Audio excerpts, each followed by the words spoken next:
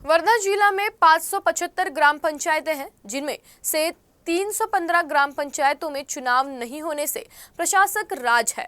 ऐसे में सरपंच संघ कोर्ट की शरण में गया, जहां कोर्ट ने उन्हें पुरानी बॉडी को बरकरार रखने का आदेश दिया।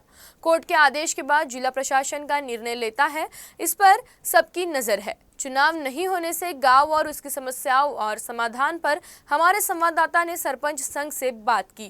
वर्धा जिल्ह्यामध्ये जवळपास या एप्रिल आणि मे महिन्यामध्ये 315 ग्रामपंचायती निवडणुकीस पात्र असतात आणि यावर्षी शासनाने वॉर्ड फॉर्मेशन केलं, रिझर्वेशन लॉट टाकले, परंतु निवडणुका घेतल्याच नाही।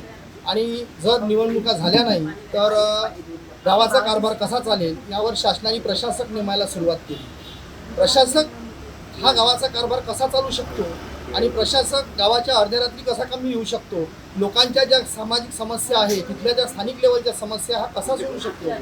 आज वर्धा जिल्ह्यामध्ये 315 ग्रामपंचायतच्या निवडणुका आहे, कर्मचाऱ्यांची संख्या कमी आहे, त्यावर प्रशासक जो असतो तो विस्तार अधिकारी असतो आणि एका विस्तार अधिकाऱ्याकडे जवळपास 10 ग्रामपंचायती येतात। अशा शासनाने जे प्रशासकाच्या याद्या काढल्या होत्या त्यामध्ये तसं दिलं आहे, परंतु 10 ग्रामपंचायती एक प्रशासक चालवेल, 4 ग्रामपंचायतला एक ग्रामसेवक राहील, तर या पद्धतीनं गावाचा कारभार चालणार कसा।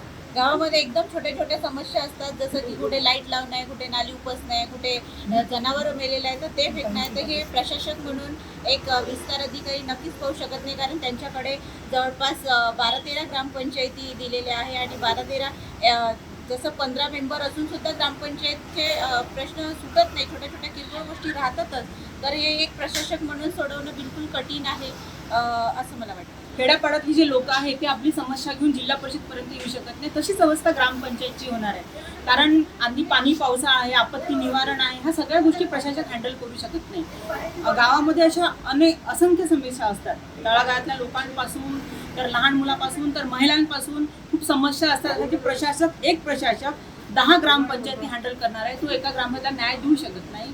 त्यामुळे आम्ही एकतर निवडणूक घ्या किंवा मग आम्हाला तो अधिकार द्या, याच्यासाठी आम्ही ही याचिका टाकली होती। जर प्रशासनाने कोणताही निर्णय नाही घेतला तर मला वाटतं हीच एक्सटेंड जे भेटला हे आम्ही कायम करायसाठी प्रयत्न करू।